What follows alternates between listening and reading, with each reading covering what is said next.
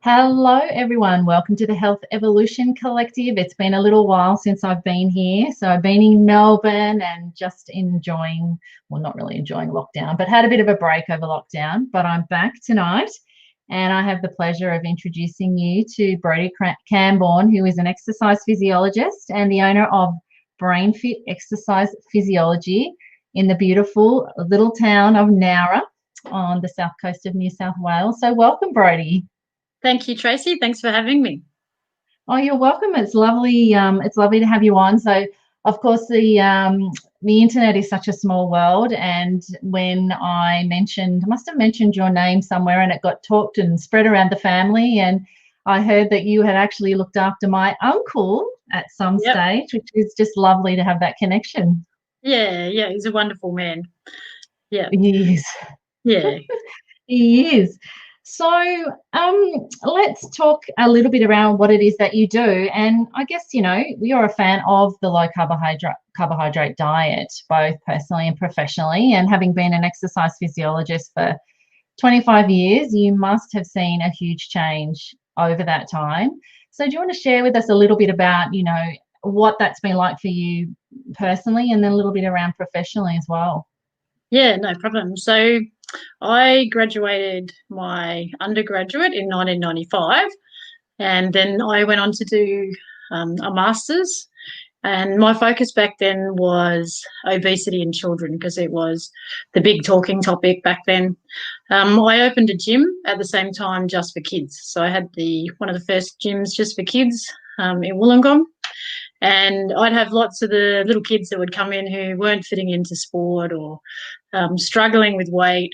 And most of my programs were parent inclusive as well. So trying to get children attached to physical activity, whilst also facing the current nutritional guidelines back then, it got to the point where I just felt like I was chasing kids around and making them be active with no ability to change the nutritional outlook and look at the physiology of what was happening to these children as well. So my main aim was for children to enjoy sport and attach to their parents, but I didn't want it to just be a weight-focused thing too. So I wanted them to enjoy moving around and having fun together. But the stronger the guidelines came out to help obesity in kids, which was just loading them up on whole grains and fruit, and it just got to the point where exercise just wasn't going to beat this pandemic of overweight in kids either if we didn't change their diets. So back then, as an exercise physiologist, we're not really able to speak a lot about diet. That's the role of the dietitian.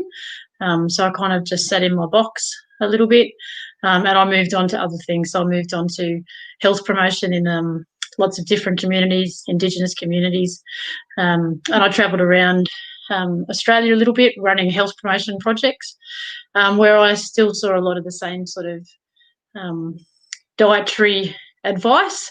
And one of the things that really struck me was that in some of the areas where people are trying to access food, some of the most vulnerable people, the food that was available to them was full of sugar. So the free food that they were allowed to get was full of sugar. It can be sometimes the only thing they could get, and it was heartbreaking just to see them on that cycle of sugar and moving houses and being vulnerable and homeless and then back on sugar. And so that was where I started to really think we need to look at both items, exercise and diet. But it's just taken me a while to connect to the right networks, like through the low carb networks, to have the courage to come out a little bit and point out why we need to address this now for future generations and for all the people who are getting older as well. So my main work now is in the area of brain health.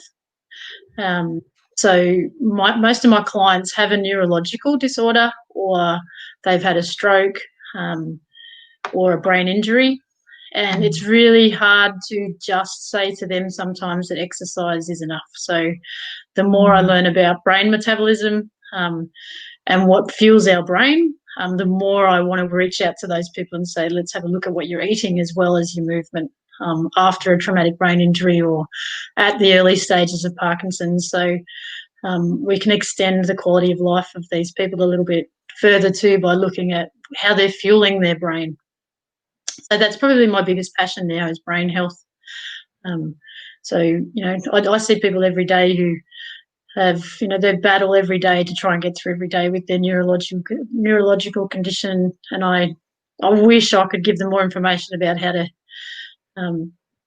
try and fuel their brain with better food.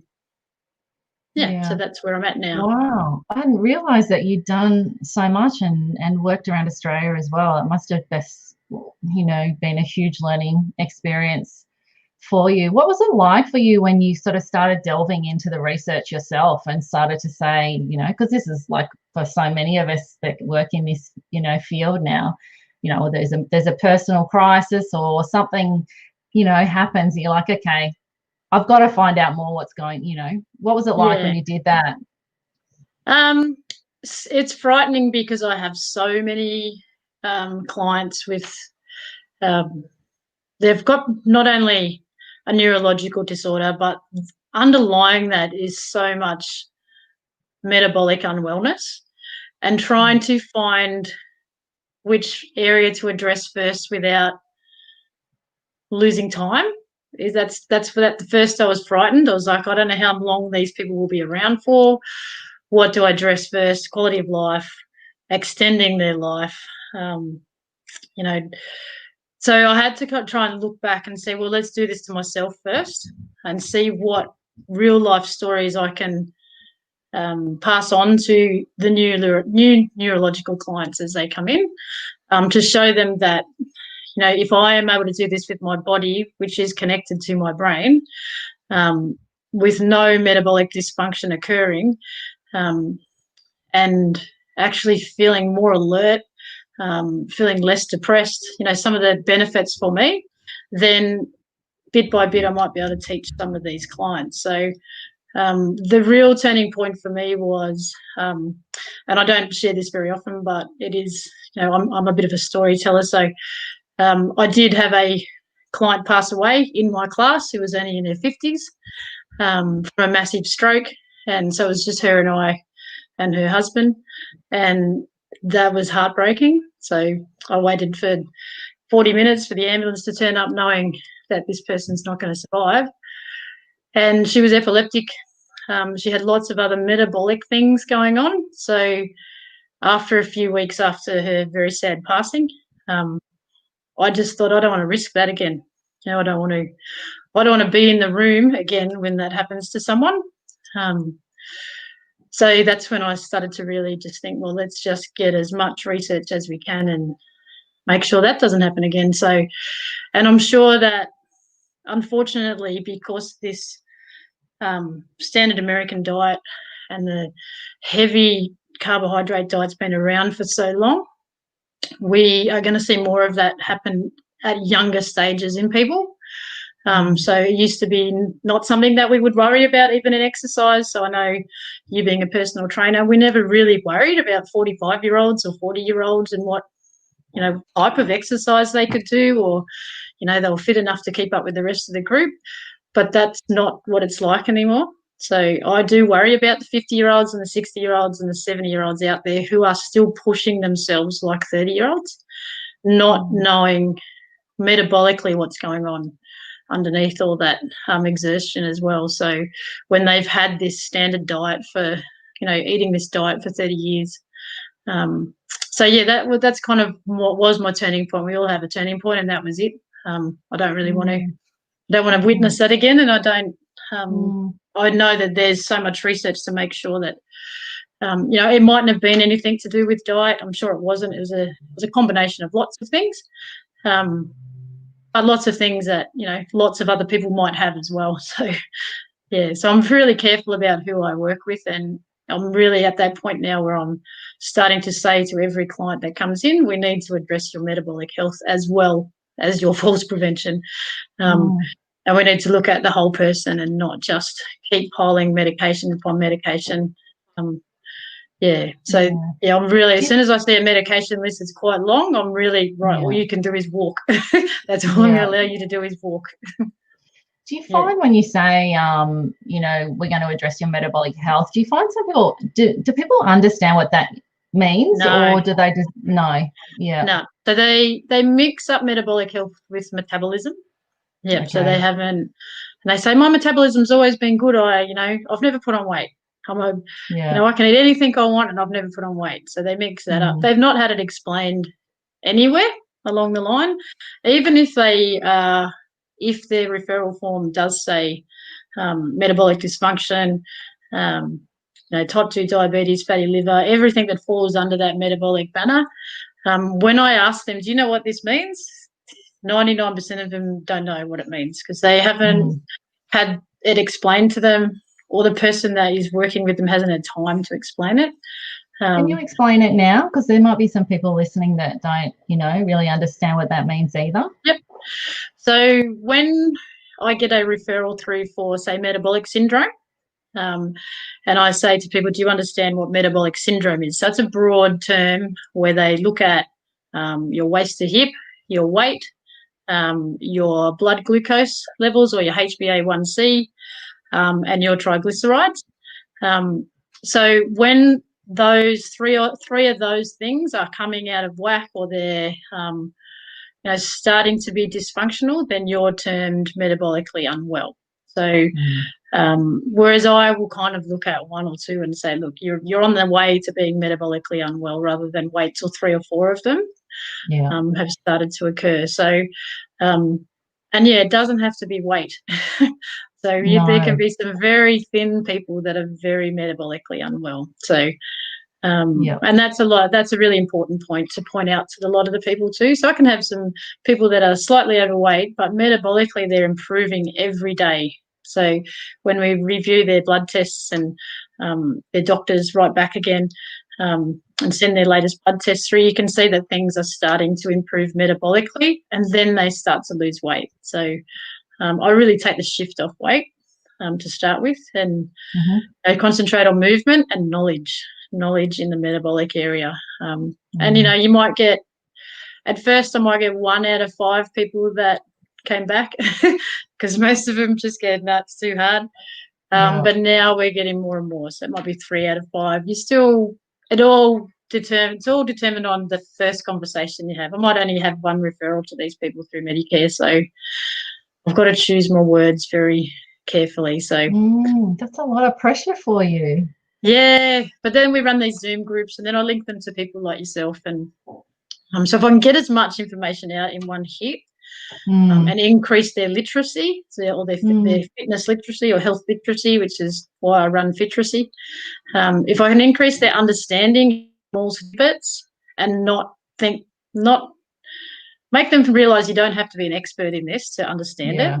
Yeah, you just got to look at what your grandma ate or your grandma or your great-grandma, and look at the food they ate and start to look at real food and understand the physiology of it too. So.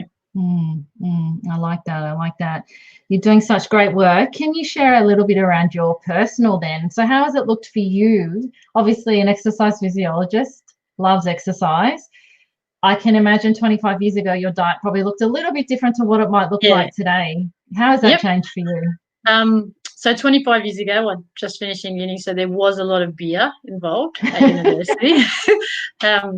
But the last 6 years, I got back into paddling, so kayak paddling or ski paddling. And I've had heart surgery as a baby, and I've only had 1 kidney. So I did have a kidney disorder where one of my kidneys actually just shrunk. So sorry, a bit of fly there. So when I started to get back into long distance paddling, I thought I don't want to put my heart under any more stress than it needs to be, because I was, bordering on 40, and I had kind of just hit that stage where I could walk for an hour, run for an hour, paddle for an hour, and I wasn't losing any weight. And even just sitting in the boat was really uncomfortable because I was just getting more and more weight around my chest and eating less and less. So I knew that something wasn't working anyway. So I started to I actually just typed in carb loading for marathons into Google, and that's how I came across Tim Noakes. So I know that's how a lot of people did it as well. So I came across all Tim Noakes research on where carb loading came from, because that's what we really focused on at uni. We really learned about carb loading for marathons, and I was looking at how am I going to eat 600 grams of carbs before I do this marathon.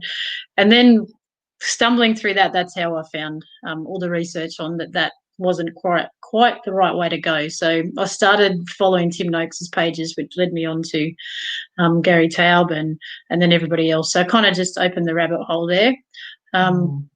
So I entered a marathon called the Murray Marathon, which is 400 kilometres over 5 days, and it's along the Murray. So the weather can change from hot to freezing cold within a couple of hours, and I thought I'll try some of this fat adaptation for that. So I spent 4 months switching energy systems from carbohydrate to fat, and I made that.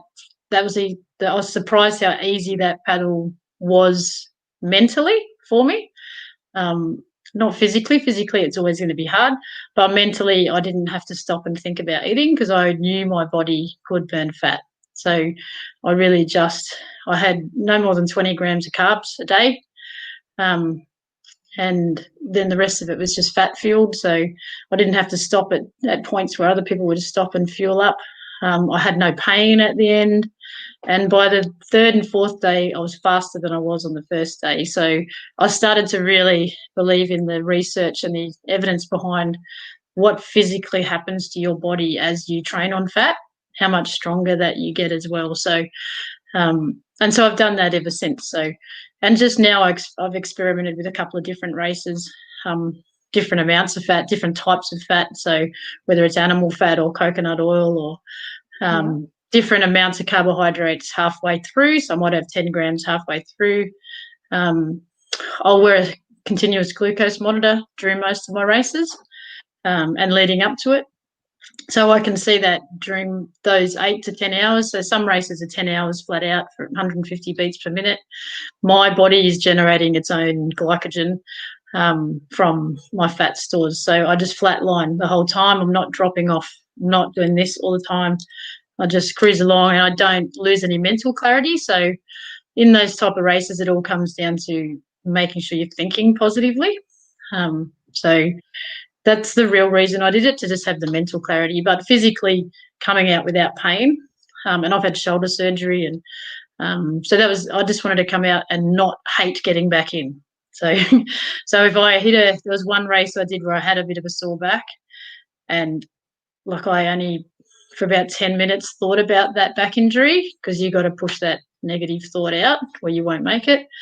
But I can imagine how hard it would be if you were thinking about fuel all the time, how many carbs you got to stop every 2 hours and what you're going to eat next. I don't have to worry about any of that because I just know my body will just burn fat. Yeah, so it's amazing, isn't it? Just a couple of things that you said there. I wanted to just sort of focus a little bit on the fact that it took you 4 months to get adapted. That's something that I've talked about before too. You know, people think you can just make the switch and overnight your body will just burn amazingly well, and then after a week it doesn't, so they think it's not working. So giving your body that time to switch fuels is really important, isn't it? Yeah, and even the last, like we've only had one race this year because of COVID. I put a glucose monitor on 2 weeks before because I wanted to look at the female menstrual cycle and insulin sensitivity. So see how my body could react to different foods before I raced during different stages of my cycle. So I experimented for a week on different foods. So I would go and the bad foods they were. So I wanted to see during the first week of my menstrual cycle if I could tolerate a potato better in the first week or the second week. So it was a high carbohydrate.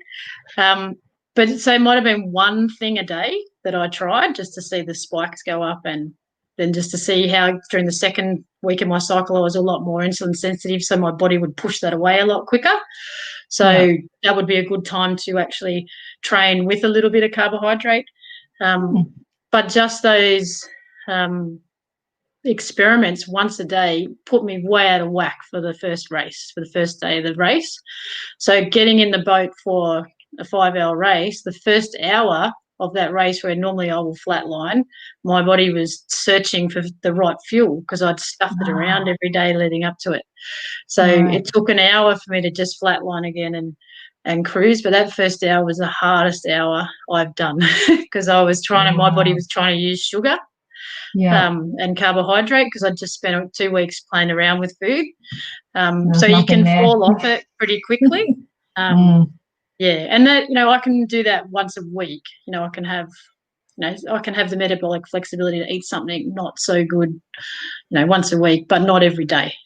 Or my fuel system starts to change. So I learned a lot from that because I just thought that was the hardest hour, and mentally for me to get through and get clarity again was really hard.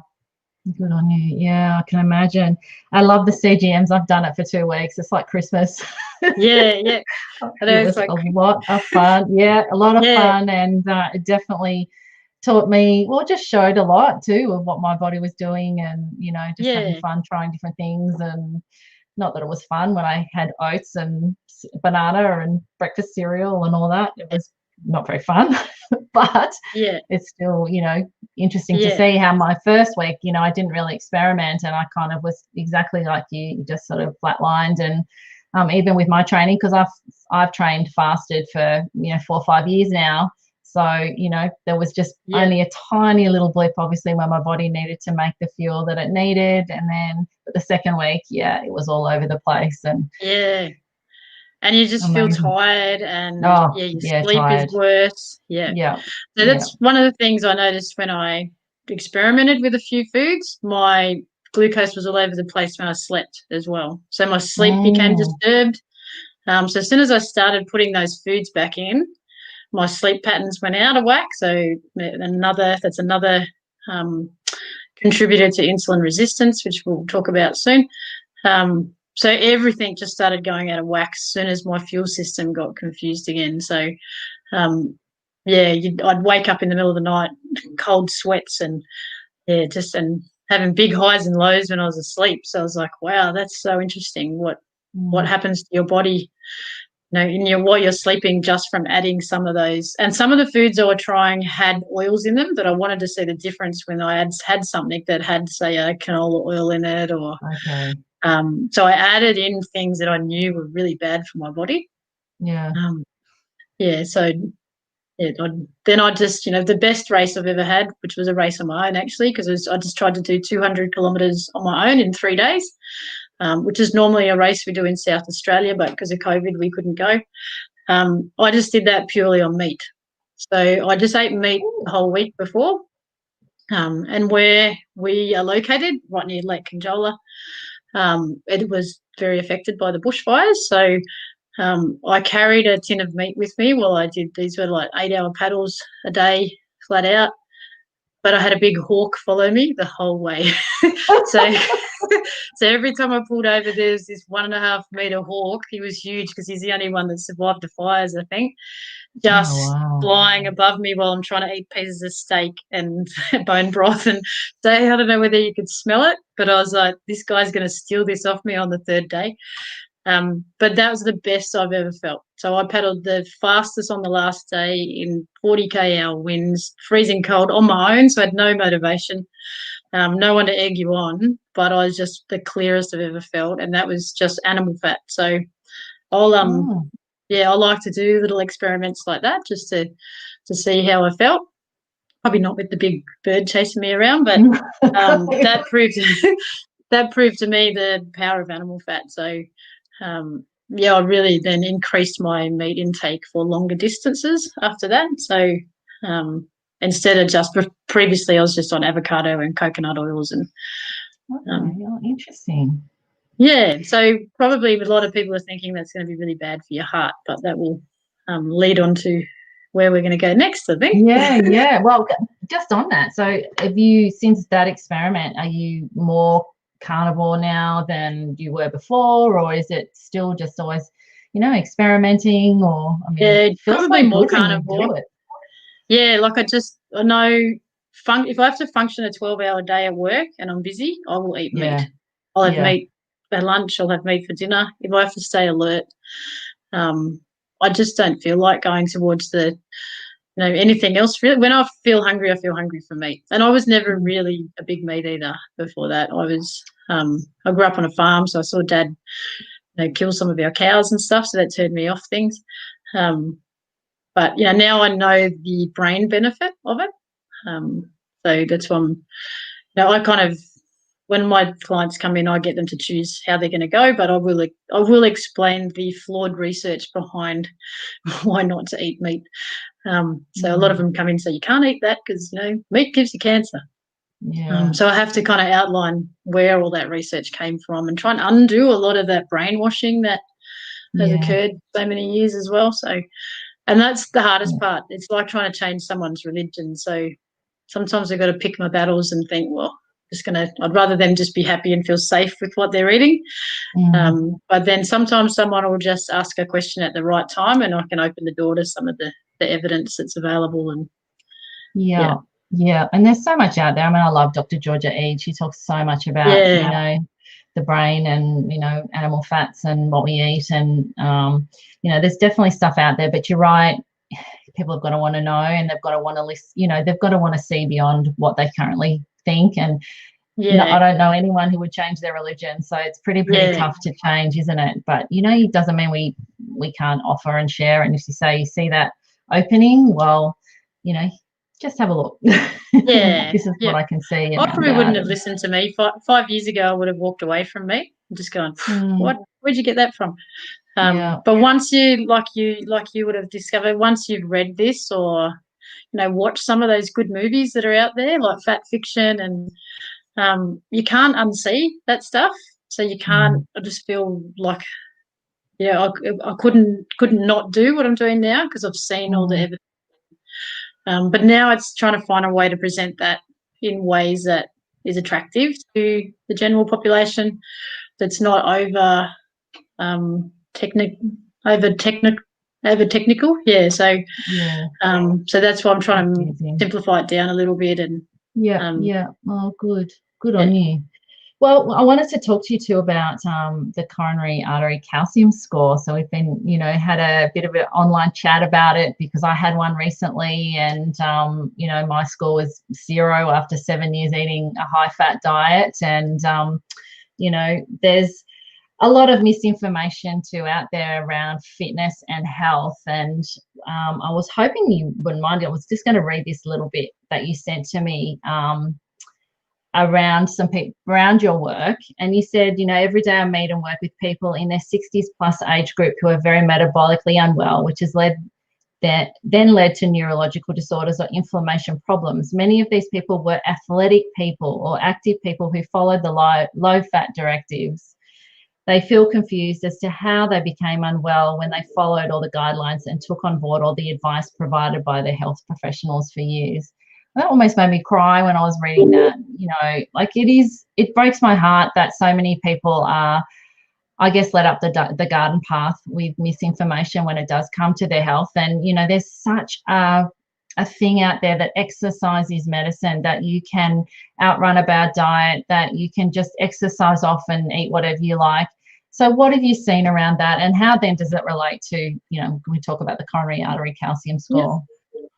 Yeah, so most of the most frightening thing that I read when I first started reading into this area was the link between insulin resistance and dementia or Alzheimer's. So I have a lot of people with Alzheimer's. I have a lot of people with Parkinson's, which can also lead into some cognitive declines. And over 5 years, I'm very close to these people and I watch them decline. So and the battle that they go through as different parts of their body start to shut down. So I really then started looking at insulin resistance and knowing that insulin is the one hormone that affects every cell in our body. So some hormones are just targeted on different areas or different organs, but insulin is the life generator for every cell of our body. So as I watched these people unwind, and become sicker and sicker, then I thought this has to have something to do with insulin as well. So I really got quite fascinated in the insulin resistance area as well. So yeah, for me, seeing a younger person come in with Parkinson's, which is happening earlier and earlier. So I have people come in their late 30s and early 40s. I cannot not tell them what they need to do now. So I've had a few people that have really grabbed hold of their diet and really decreased the carbs, learnt about the physiology of what they eat, and their symptoms have stopped or paused. And they can see it. So they can see that this is something they need to do for the rest of their life. Some of the older people I have been working with, sometimes I can get them to look at a little bit of the research, but it's really hard to break the porridge in the morning fixated. Porridge is going to decrease your cholesterol paradigm. And so I've just had to choose my battles there, that if porridge makes them feel good in the morning when everything else is feeling bad, then we've just got to let them stay with porridge. But I wish 20 years ago the research on eggs and bacon had never, or the lack of research behind eggs and bacon had never been pushed through, because those people 20 years later with Parkinson's would still be eating eggs and bacon for breakfast. So they would still have that good fat source for their brain, and maybe their Parkinson's wouldn't be as bad as it is. Or maybe it would have been an onset, could have come later, who knows. But there is definitely a link between insulin resistance and neurological disorders, and we know that now. But when a young person comes in with a metabolic disorder, I say to them straight away, here's where you'll be in 30 years. So this is what's going to happen. And I'm not frightened now to tell them that this is what will happen to their brain, based on a lot of the research that's come through in the Alzheimer's area. So your brain cells will become insulin resistant. So if your body's becoming insulin resistant, so will your brain. So if that's not going to scare you enough now to have a look at what you're eating, then I don't know what will. Because for some reason, images of people losing their legs to type 2 diabetes doesn't scare people, whereas it scares the hell out of me. But if I have had some people actually grasp on board some of the areas in the type 2 diabetes, some of the people there who've actually gone, wow, we don't want this to happen to our brain. So I wish I could get some of my older people to take it on board, but the damage from the don't eat eggs because they'll make you sick, and don't eat meat because it'll give you cancer is already done. And that's one thing I get angry about. I get a bit angry about that when I see because I've probably had 100 people pass away in 3-4 years, and slowly and painfully. And I wish people in the diet industry could see that. So that's why I'm really passionate about making sure that you understand physiology, and then you understand insulin resistance. Because even if you're as fit and you're still doing these marathons and you're running you're 70 and you're running 40K marathons, your insulin sensitivity is getting less and less as you get older. So even if their diet is not so carb loaded, your insulin sensitivity decreases as you get older. So you need to make sure that you're using your insulin sparingly. So you don't want to be loading it up from as soon as you get up in the morning on porridge and fruit and toast as your first meal. So that's just a physiological fact that your insulin sensitivity decreases as you get older. So that's one thing that I try and tell some of my older people, because I needed another real life story to tell these people to let them know that what I have been doing hasn't damaged my body so far. Again, it's still all new research for us too. So, I might still die at 70 from something else. I don't know. So I went and got a coronary calcium score done. Luckily, I have a doctor that's really open to the new research and will investigate things before he refers me, but he's open to learning it. So my coronary calcium score came back as 0, which doesn't mean I'm in the all clear. It just means that the calcium in my heart hasn't become hard calcium. It still could be soft plaque that float off. And it doesn't also clear that I may have an electrical fault in my heart. So it's not a guarantee that I, may not have a heart attack, but I do feel safer for the next 5 to 10 years that I don't have a big plaque buildup. The other thing that I get measured, and I try as hard as I can to get my clients to get their insulin measured too. So my insulin resistance score, my insulin sensitivity is 3. So I've got a really low insulin score. My everything, my triglycerides, everything, all in good order. My LDL is a little bit higher, but I'm a fat transporter, so I use fat for transport. So then I thought, I'm going to get my partner done. So my partner's become a good paddler. He'll do the same distance as me, looks fit. His insulin score came back as 14, so he's insulin resistant. He has fatty liver, and I got his coronary calcium score done, and he was 159. So he's off to the cardiologist. And so there was all these other things metabolically in his bloods that showed that there is some metabolically unwell things happening there, which made me more confident to send him off to get his coronary calcium score. So that coronary calcium score has frightened him into change. So he is now low carb. He is now he's got a CGM on. He's really looking at what he's eating. So even if the coronary calcium score only tells you where you're at, and it's, what happens after that is what we need to, find out from the doctors and the cardiologists what they're going to prescribe. Hopefully there is some support for lifestyle modification, not just medication.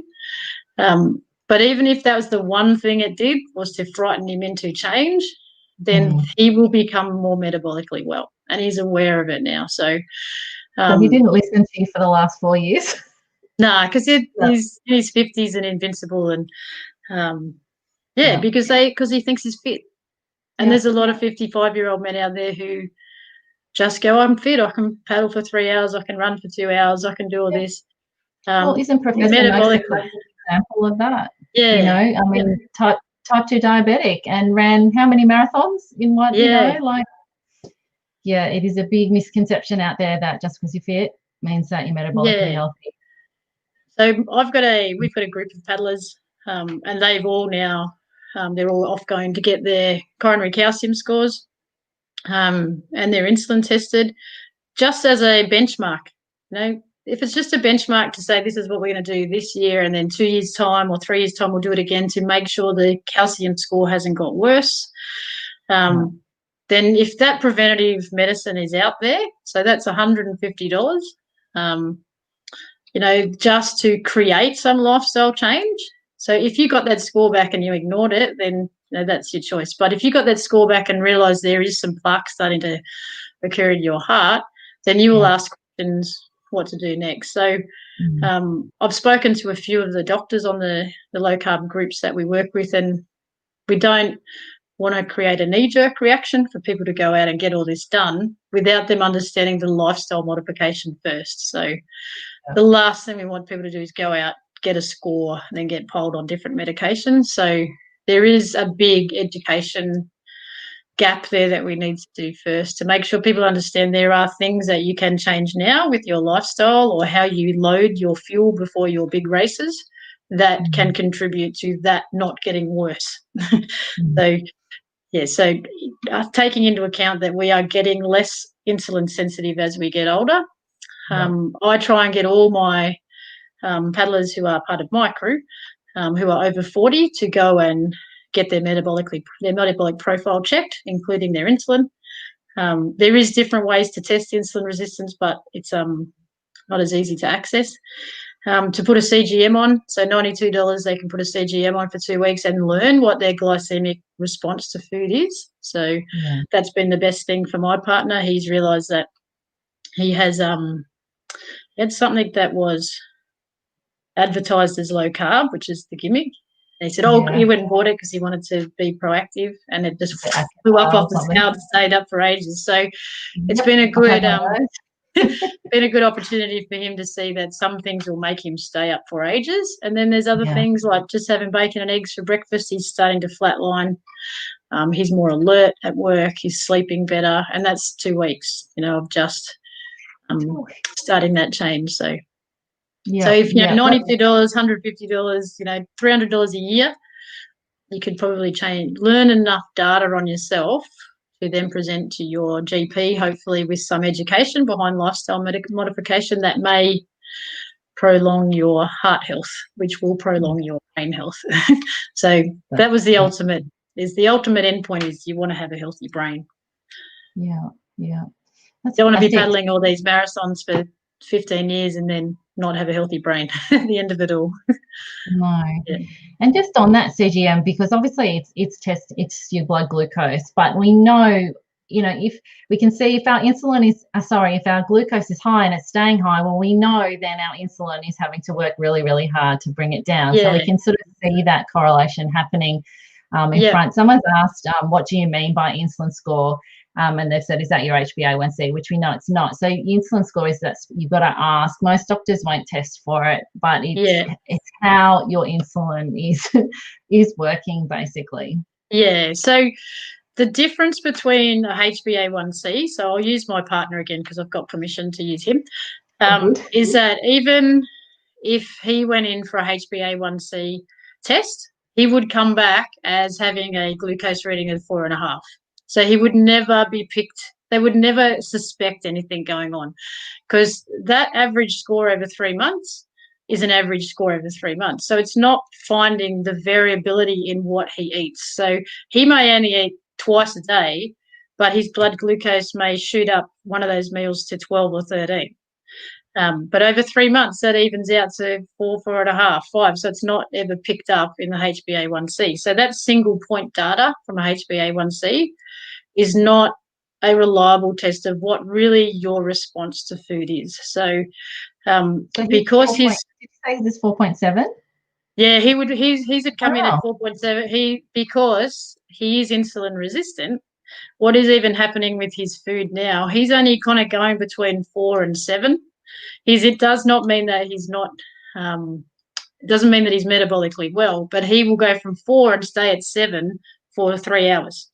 So that under the curve, his curve will go up. Doesn't go up as far as ours, but that's because something's going on with his liver. There's some liver disorder that's not helping him convert glucose to get into his blood, basically. So there's a block going on somewhere, something to do with liver disease that we're trying to find out. But when he does go up, he's up for hours. So that area under the curve, that's his insulin working at really high levels to try and push it back down. And that's what's causing the inflammation. So underlying all that is a liver condition. So all his liver scores were all over the place as well. So his ability to convert energy is not working. Is that which could liver, be or is that something else? Part of his liver, yeah. So he could be, that could be what have caused the insulin resistance, or the insulin resistance might have caused that. So I'm still learning more and more about relating all those tests together. But I thought he would put a glucose monitor on and everything he would be like that, straight up and then down. But he will go up and then he'll stay up for ages and then come back down to 3 sometimes. But in his sleep, and this is the other thing people are not aware of, in his sleep, he's going up to 7s and 8s in his sleep. So he's either stressed in his sleep or dreaming of something. So you can be the fittest person in the world, but not know that at rest, when you're sleeping, your body is doing a whole lot of stress-related things and your cortisol is getting released, and so your sugars are going up. So his most active spikes are in his sleep. That's amazing. So without having that glucose monitor on, he would never know that he's insulin resistant. So your insulin resistance score, if you're over 10, you're bordering on insulin resistance. If you're over 15, you're insulin resistant. I kind of think if you're over 5, you're on the way there, just from some of the data that I've read.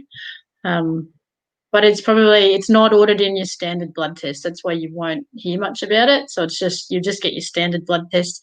It's not something that the doctors have read a lot about yet, or they did many years ago and it was kind of like pushed to the side. So that's why I try and get them that Why Are We Getting Sick book, so the Ben Bickman book. So if anybody wants to learn about insulin, that is the best book to get, because it's really easy to understand, and it'll teach you about where insulin resistance is affecting most chronic diseases now. So And you don't know if you're stressed in your sleep. So you don't know if what's happening with your insulin in your sleep as well. So, so I've had another, it's the best learning curve. You might, I'll get 1 or 2 a year, the glucose monitors, just to see, because I'm learning more about different foods.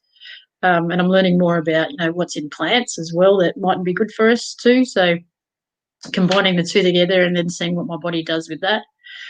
Then you can take that data back to your doctor, and your doctor can help you interpret it. So with all my clients, I get their doctors to interpret it as a way to help the doctors learn too. So I'm trying to get the doctors to learn all the research. So I will never say to a person, this is what you are, because we're not allowed to. You need to take that to your doctor and take all this research and get them to read that and then get them to talk to you about it. So sometimes I never see that person again.